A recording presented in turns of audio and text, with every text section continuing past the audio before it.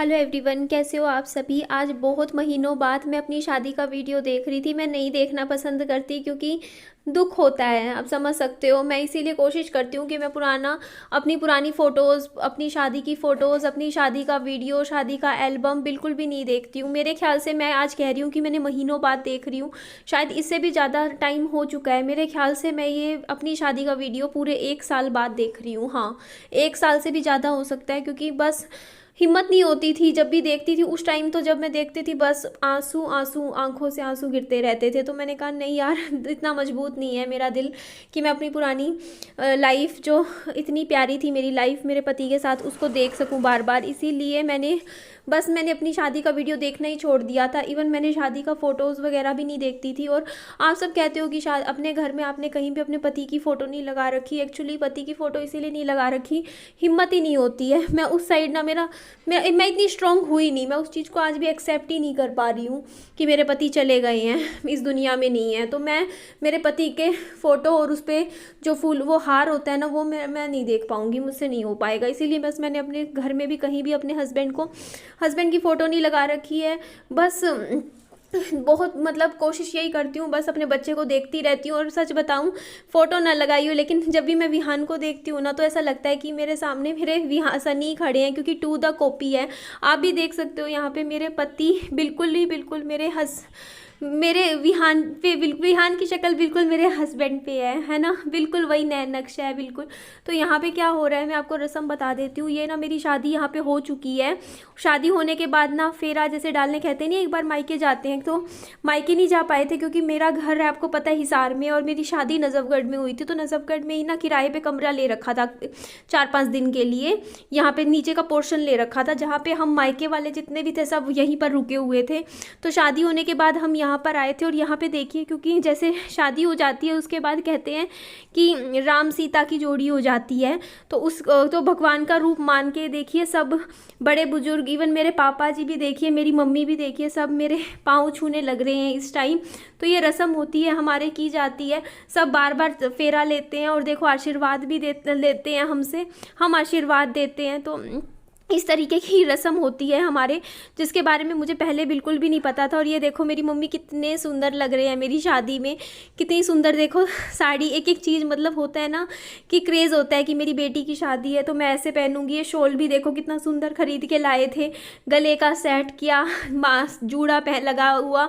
अब मेरी मम्मी को देखो, और इस शादी में की वीडियो में मेरी मम्मी को देखो, देखो कितना ज़्यादा ज़मीन आसमान का फ़र्क आ चुका है। तो ऐसे ही होता है, देखो ज़िंदगी में बहुत सी चीज़ें होती है जो हम नहीं सोचते, वो हमारी लाइफ में हो जाती है। लेकिन फिर क्या कर सकते हैं, फिर भी हमें लाइफ में बस ठीक है, डे बाय डे करके आगे चलना पड़ता है। और हाँ, आज मैं आपके साथ एक बात शेयर करना चाहूँगी। ये देखिए, मेरी मम्मी यहाँ पे मुझे पैसे दे रहे हैं, मुझे और सनी को, और आशीर्वाद लेंगे मम्मी, सनी और हमारा। और ये देखिए पापा जी भी टीका कर रहे हैं और मेरे हस्बैंड को मिठाई खिलाने लग रहे हैं। तो इस तरीके से हमारे किया जाता है, रिवाज होता है। तो देखिए हमारे मतलब, हाँ, मैं अब आपको बताती हूँ कि ना, मैंने ही बताया था कि मेरी शादी में काफ़ी तमाशा हुआ था, झगड़ा हुआ था। तो आज हाँ हुआ था, जिसके बारे में मैं ना, मेरे को ना पता है, एक बात बताइए, ये बातें मैंने पहले कभी भी वीडियोज़ में नहीं बताई, कभी नहीं कुछ भी बोला। लेकिन मेरे पास ना, पिछले जब मैं नई नई यूट्यूब पे आई थी ना, मेरे पास कमेंट्स आया करते थे कि आपकी शादी पे ऐसा क्यों हुआ, ऐसा क्यों हुआ, आपकी शादी पे तमाशा क्यों हुआ था। तो एक बात बताओ, जो कमेंट कर रहे हैं, जो मतलब मेरे को वीडियो के थ्रू जानते हैं, वो तो कभी मेरी शादी उन्होंने तो अटेंड की नहीं, तो उनको तो नहीं पता ना कि झगड़ा हुआ था, तमाशा हुआ था। तो ये जो कमेंट करने वाले होते हैं ना, वो रिश्तेदार ही होते हैं, इस बात को समझिए। कोई ना कोई रिश्तेदार होता है, और होता भी नज़दीकी होता है, कोई दूर के रिश्तेदार नहीं होते। क्योंकि वो मामला जब हुआ था ना, उस टाइम ज़्यादा लोग नहीं थे वहाँ पे रिश्तेदारी कि बहुत ज़्यादा हो। तो हुआ क्या था, मैं आपके साथ शेयर करती हूँ। बात उस टाइम ये हुई थी कि देखो, मेरी शादी में ना, जैसे मेरी जो भाभी थे वो आए थे मेरी शादी वाले के टाइम, मतलब 9-10 बजे शादी में, मतलब अटेंड करने तैयार होके आए थे। और मेरी मौसी, मामी और सब ना मतलब रोज़ आते थे, 3-4 दिन से लगातार आ रहे थे, मतलब फैमिली वाले तो आते ही हैं मौसी, और तो जैसे वो गीत वगैरह के फंक्शंस होते हैं सारे अटेंड करे थे उन्होंने, तो वो ना रोज़ आते थे। तो ना जैसे होता ही है यार, परिवार में हर कोई पूछेगा ना कि देखो आपकी शादी है, आपकी घर की शादी है और आपके घर के सदस्य ही नहीं है शादी में, ये चीज़ तो बात उठेगी ना। तो बस यही बात बोली थी मेरी मौसी जी ने, बोला था कि देखो बेटा आपके घर की शादी है, आपको तो 4-5 दिन पहले आना चाहिए था शादी में, आप तो मेहमानों की तरह बिल्कुल दिन के दिन आ रहे हो, बस ये बात बोली थी। तो बस वहाँ पे बुरा लग गया ये बात भाभी को, वो बोलते कि ये कौन होते हैं हमें बोलने वाले, ऐसे ऐसे मतलब कुछ बात बढ़ गई। बस उन्होंने फिर नाराज़ होके वो शादी छोड़ के चली गई, मतलब काफ़ी कुछ बोल बाल के, मतलब वो भी उधर से बोलते रहे कि ऐसा है वैसा है, ये है वो है, मतलब काफ़ी चीज़ें। उसके बाद वो शादी अटेंड ही नहीं करी उन्होंने, मतलब मेरी शादी तो अटेंड, मतलब उस टाइम ना आप ये देखिए, मेरी शादी अटेंड करना तो छोड़ो, उस टाइम शादी की शुरुआत भी नहीं हुई थी, मतलब लड़के वाले आए भी नहीं थे, हम तो सिर्फ तैयारियां कर रहे थे उसी टाइम। मैं तो मिली भी नहीं, मतलब ये सोचो मेरी भाभी से मैं मेरी शादी वाले दिन मिली ही नहीं ना, उससे पहले हाँ 1-2 दिन पहले एक बार वो लेडी संगीत पे आई थी आधे घंटे के लिए, बस उसके अलावा मैं नहीं मिली मेरी शादी वाले दिन। ना तो मैंने मेरी शादी पे देखा मेरी भाभी को, ना मैंने मेरी शादी के बाद देखा, ना कन्यादान, ये सब मेरी शादी में वो नहीं थे। बस वो आए ज़रूर थे लेकिन वो उस टाइम मैं थी ही नहीं, मेरा मेकअप वगैरह चल रहा था तो मेरे को पता ही नहीं चला। तो ये बात थी जिसके बारे में ना लोग बार बार कमेंट में वीडियोस में क्या हुआ था, क्यों नहीं दिख रही, भाई जब वो थे ही नहीं तो कहाँ से दिखाऊंगी मैं वीडियोस में, शादी में वीडियो में, है ना। तो यहाँ पे देखिए फिर बात यही होती है बाद में, मतलब वही होता है यार, देखो उनका जो था वो पर्सनल है, वो उनका सॉर्ट आउट हो गया, जो भी था देखो हो जाता है। लेकिन यार तो शादी ब्याह फंक्शन में पता चलता है कि कौन आपकी खुशी में शामिल होता है और कौन नहीं होता। तो देखो जब मेरी सबसे लाइफ की सबसे बड़ी खुशी का मौका था उसमें ही वो शामिल नहीं हुए, चाहे बात कुछ भी हुई हो, कोई भी बात इतनी बड़ी तो नहीं होती ना कि शादी छोड़ के ही चला जाए इंसान। तो इससे मतलब ये समझ में तो आता है कि देखो वो मेरी ना तो खुशी में मेरे साथ थे ना मेरे दुख में मेरे साथ थे, तो मेरे किसी भी लाइफ के पहलू में वो मेरे कभी साथ नहीं थे। तो इससे बस यही समझ में आता है कि देखो आपके बस माँ बाप हैं जो आपके साथ खड़े हैं, चाहे आपके दुख हो चाहे आपका सुख हो। तो यहाँ पे देखिए मेरी विदाई हो रही है और यहाँ मेरी मम्मी काफ़ी उदास थे बट मैं काफ़ी खुश थी, क्योंकि मेरा ऐसा था एक्चुअली, मैं ना मेरी शादी से 1-1.5 साल पहले ही घर से बाहर ही रहती थी, मतलब नौकरी वोकरी करती थी। तो होता है ना थोड़ा सा, और जिस इंसान से आप प्यार करो उसी से शादी कर रहे हो तो इतना ज़्यादा दुख नहीं होता। मतलब ऐसा मैं दुखी तो थी अंदर से, लेकिन मैं दिखा नहीं रही थी, मैं स्ट्रॉन्ग बन रही थी, क्योंकि मैंने सोच रखा था बहुत पहले से कि मैं अपनी विदाई पे बिल्कुल नहीं रोऊंगी, चाहे मुझे कितना भी रोना आए, मैं बाद में रो लूँगी अकेले में, लेकिन मम्मी पापा फैमिली के सामने नहीं रोऊंगी, कमज़ोर नहीं पड़ूंगी, मैं स्ट्रॉन्ग बन के अपनी शादी में अब विदा होंगी। तो देख सकते हो आप, मैं बिल्कुल नहीं रोई थी। हाँ लेकिन मैं अंदर से थोड़ी सी ना, अंदर से ना दिल में थोड़ा थोड़ा दर्द सा मुझे हो रहा था इस टाइम, लेकिन मैं शुरू से ऐसे ही हूँ, मैं थोड़ी सी स्ट्रॉन्ग रहती हूँ हमेशा हर सिचुएशन में।